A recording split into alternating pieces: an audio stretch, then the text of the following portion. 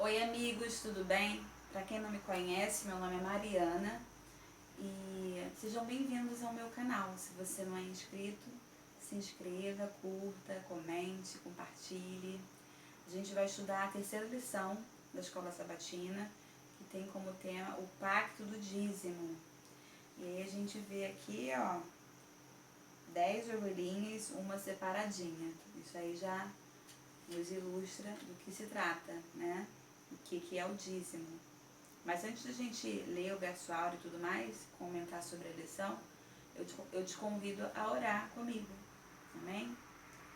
Querido e amado Deus, obrigada, Senhor, por tudo. Nos dê, Senhor, entendimento sobre a Tua palavra e nos ajude também a cumprir o Teu querer. Por Jesus oramos. Amém. O verso para memorizar está lá em Malaquias 3, verso 10, que diz: Tragam todos os dízimos à casa do tesouro, para que haja mantimento na minha casa. Ponham-me à prova nisso, diz o Senhor dos Exércitos, se eu não lhes abrir a janela do céu e não derramar sobre vocês bênçãos sem medidas. Amém? Então a gente vê aqui que é uma ordem do Senhor, né? Tragam todos os dízimos à casa do tesouro. E a casa do tesouro é a casa de Deus, né? Ele mesmo fala aqui, para que haja mantimento na minha casa. É a casa de Deus, hoje a igreja, certo? E ele promete também derramar bênçãos sem medidas. Ainda diz que podemos pô-lo à prova em relação a isso, porque ele é fiel, né? E aqui, ó, vem especificando basicamente o que é o dízimo. É a 10ª parte, ou 10%. Aqui tem 10 ovelhinhas, né? 3, 6, 9, a 10ª. Essa 10ª aqui, no caso, ela está separadinha, né? O dízimo, ele é santo, ele é separado, ele pertence a Deus. Na verdade, todas as coisas pertencem ao Senhor. A gente já viu isso nas lições passadas, mas o Senhor, ele nos pede apenas 10% e as ofertas. E tem um propósito, né? O propósito é para que a gente aprenda a temer ao Senhor. Isso está lá em Deuteronômio capítulo 14, do verso 22 ao 23, né? E também para que haja mantimento na casa do Senhor, recursos, né, para quem vive do Evangelho, para quem se dedica totalmente à obra de Deus, os missionários, os pastores, né?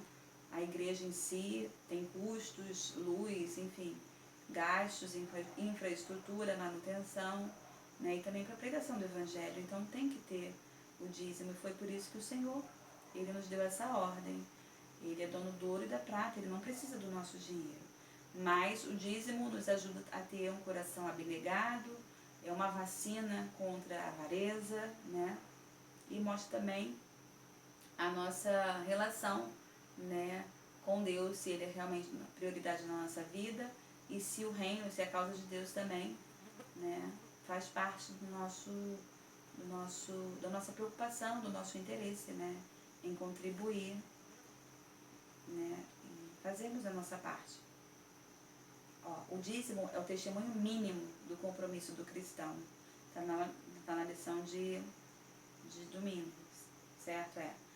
A legislação do dízimo, ó, dada a Israel no Sinai, indica que o dízimo é santo e pertence a Deus.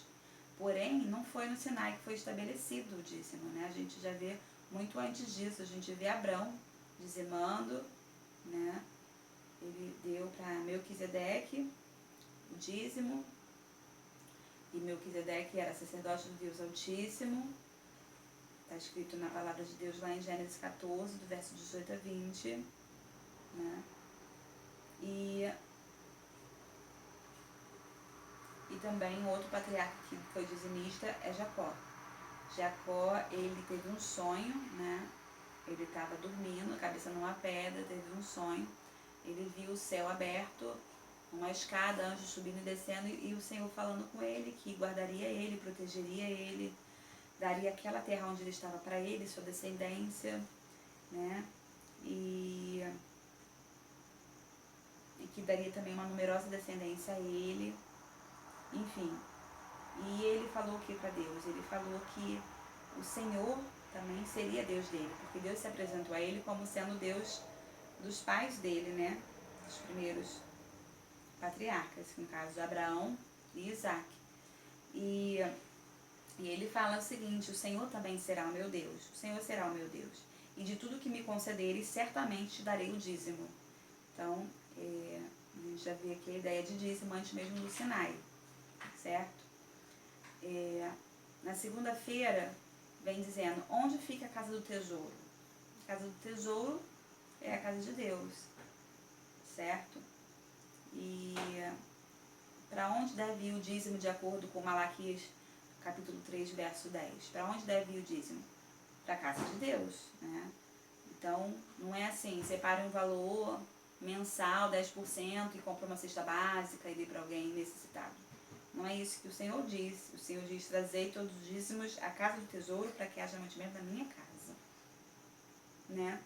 Então, nada te impede de ajudar alguém com uma cesta básica, uma, duas, seja lá quantas forem, mas isso não anula a nossa responsabilidade de devolver o dízimo, porque ele é santo e é uma ordem de Deus. Imagine se todo mundo pensasse assim: eu não vou devolver não, porque vão desviar o dinheiro, vão roubar, a igreja está cheia de dinheiro. Se todo mundo pensasse assim: não vai fazer falta o valor que eu recebo de dízimo, vou ficar para mim, ou vou fazer de outra forma. Se todo mundo pensasse assim, né, não ia ter igreja, né? Então não é assim que funciona, né?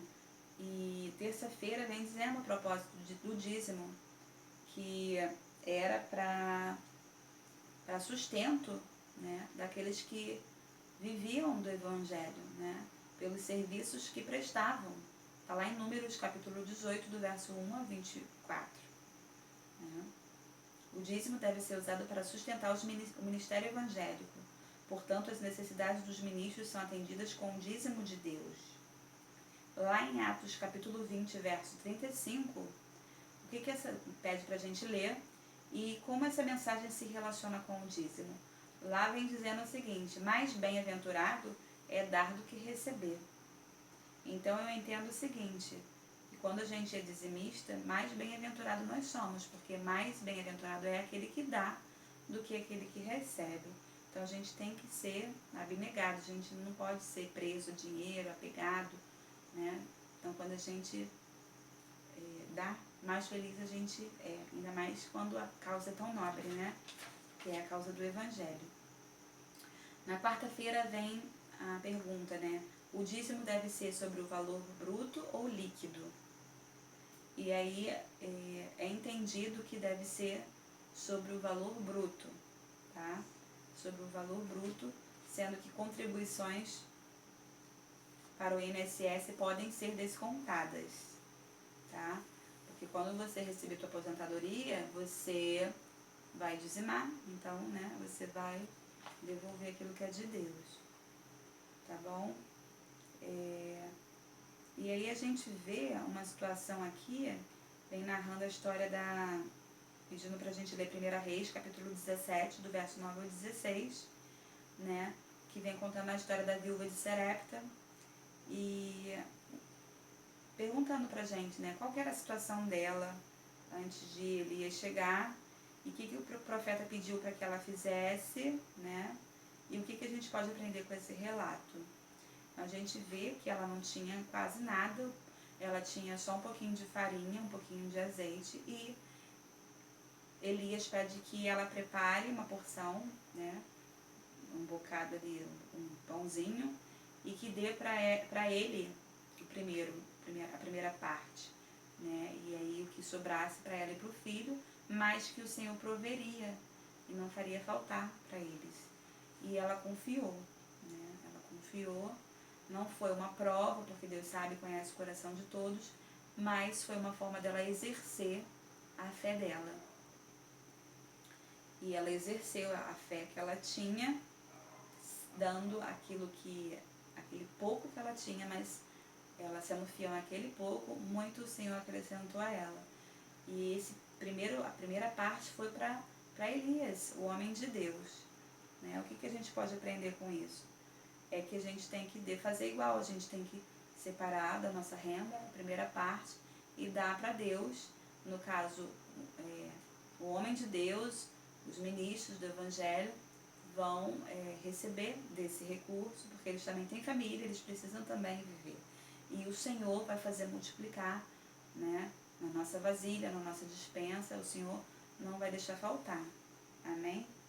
Então a gente aprende isso com a história da viúva, que não era, não fazia parte do povo de Deus, mas, assim, do povo de Deus que eu digo assim, como nação, né? Mas ela era uma filha de Deus, porque ela tinha um coração fiel. Amém? Quinta-feira, vem dizendo aqui, ó, um dízimo honesto e fiel. Vem dizendo lá, pedindo pra gente ler 1 Coríntios 4, do verso 1 ao 2, e aí diz o seguinte: como filhos de Deus e mordomos de suas bênçãos, que tipo de pessoas devemos ser? Devemos ser ministros de Cristo, despenseiros dos mistérios de Deus e fiéis. Despenseiros é mordomos, né? Quem administra, né? E fiéis. E aí vem falando também sobre a parábola dos talentos, né? E o que Deus vai dizer para aquele servo fiel, né? Que soube administrar. Aquele que recebeu 5 talentos, ele fez multiplicar aquele valor, né? Então essa parábola também tem a ver com finanças e também com dons que o Senhor nos dá, né? Mas nesse momento aqui é aplicado sobre finanças. Ele fez multiplicar aquele valor que o patrão dele, né, o senhor dele deu. E aí ele ouviu o seguinte: muito bem, servo bom e fiel. Foste fiel no pouco, sobre o muito te colocarei. Entra do gozo do teu Senhor. Isso aqui é uma analogia, uma parábola que remete ao tempo do fim, ao juízo, que o Senhor vai falar isso aos seus filhos, né? Foste fiel no pouco, sobre o muito te colocarei. A importância de a gente ser fiel, né? Servo bom e fiel. E quando não é, né? É o contrário, é servo mau e infiel. Que lado a gente quer estar, né? O que a gente quer para a nossa vida? O que a gente quer ouvir do nosso Senhor? Para a gente refletir, né? E aqui na sexta-feira diz o seguinte, no terceiro parágrafo: no terceiro capítulo de Malaquias encontra-se o pacto que Deus fez com o ser humano. Ali o Senhor especificou sua parte em dar grandiosas dádivas àqueles que fielmente lhe devolvem os dízimos e as ofertas. Amém? Amém. Então a gente vê aqui que trata-se de um pacto do Senhor, né? E tem mais a ver com honestidade para com Deus do que gratidão. Trata-se de ser honesto, né? De ter Ele em primeiro lugar na nossa vida. E honesto porque tem a ver com não roubar a Deus, certo? E com fidelidade, porque é um pacto que o Senhor fez conosco de levarmos o dízimo à casa dele, não é fazer do nosso jeito. Então, que a gente possa aprender essa lição e ser fiéis, amém? No pouco, porque no muito o Senhor nos colocará. Para a gente finalizar, a gente vai orar agora, agradecer esse estudo que foi uma bênção, tem sido uma bênção. E vamos lá. Obrigada, Jesus, pelo estudo. Obrigada, Senhor, porque o Senhor se preocupa com cada um de nós, inclusive com os teus filhos que vivem do Evangelho, os pastores, os missionários. E o Senhor, mesmo sendo o dono do ouro e da prata, nos ordena para que a gente leve o dízimo à tua casa, para que eles, que também têm família, também tenham recursos, ó Deus, para viver. E o Senhor nos promete e cumpre na nossa vida bênçãos sem medidas. Obrigada, Pai amado. Nos ajude a ser fiel a cada dia, inclusive nos dízimos e nas ofertas, Senhor. É isso que te pedimos, Pai amado, em nome de Jesus. Amém. Lembrando também, né, que é uma vacina contra a avareza, né, e o amor e apego ao dinheiro. Amém? Nada é por acaso. O Senhor é sábio, Ele sabe de tudo e é para o nosso bem. Mais bem-aventurado aquele que dá do que isso, irmãos. Eu aguardo vocês para o próximo estudo, que tem como tema ofertas para Jesus. Até lá. Tchau, tchau.